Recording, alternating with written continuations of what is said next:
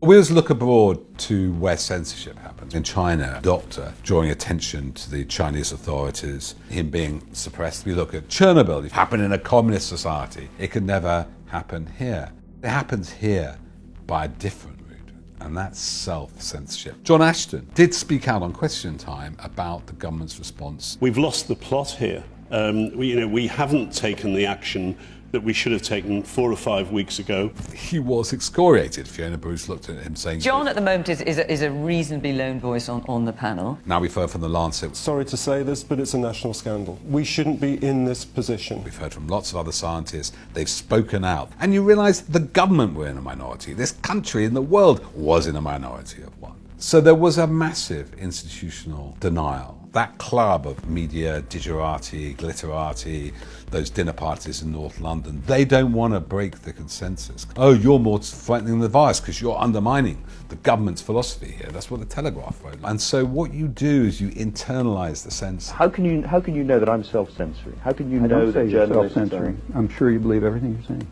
But what I'm saying is if you believe something different, you wouldn't be sitting where you're sitting. You don't need a guy in a room somewhere looking at your internet and blocking it out like the Great Wall of China. You do it yourself, especially if you're in a small group like British journalism is.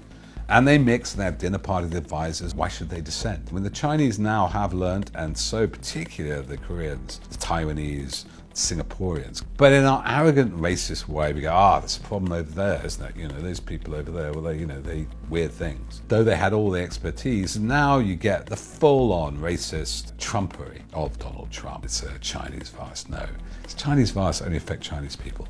It's a virus that affects all humans. You can't build a wall around that, Donald. You can't defeat a virus by singing Rule Britannia. You can't spin it with Laura Kuenssberg. You can't lie about a reality as profound as our joint bodily vulnerability to a foreign pathogen. One of the biggest problems in misinformation comes from, in Britain, our own government and our own mainstream media organisations. I mean, Britain's famed for having one of the most cryptic, clandestine forms of government briefing. It has the private lobby system, when unattributed spokesperson for the Prime Minister, sometimes Dominic Cummings, ring up top BBC correspondent or top ITV correspondent and suggest, maybe we should have herd immunity.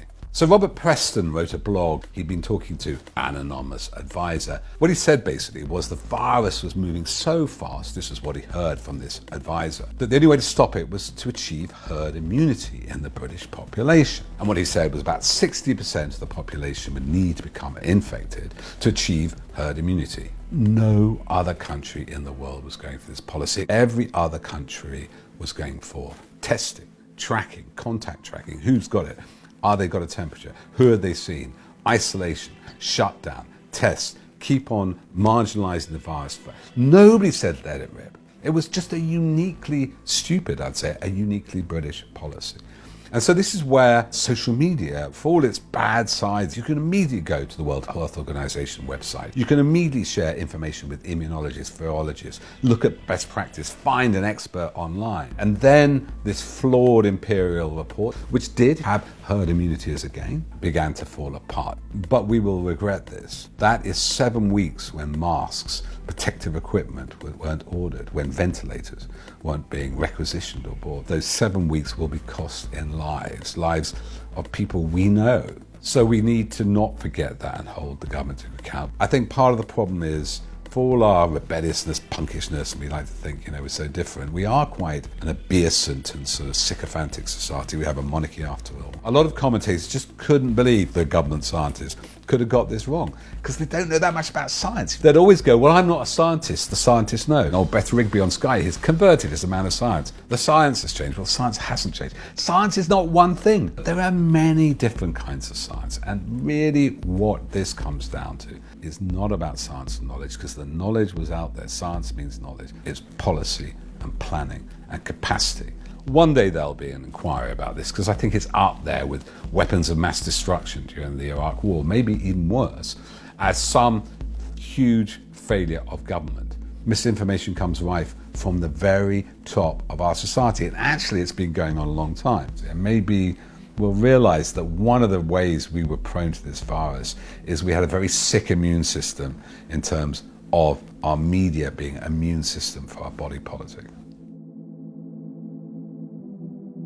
So after all this talk about the importance of media, the importance of combating disinformation about how bankrupt our television and our press are, there's one thing you can do about it, and that's support Double Down News. Go along to the Patreon, support them in a time of crisis. They deserve those few extra pennies to keep you informed.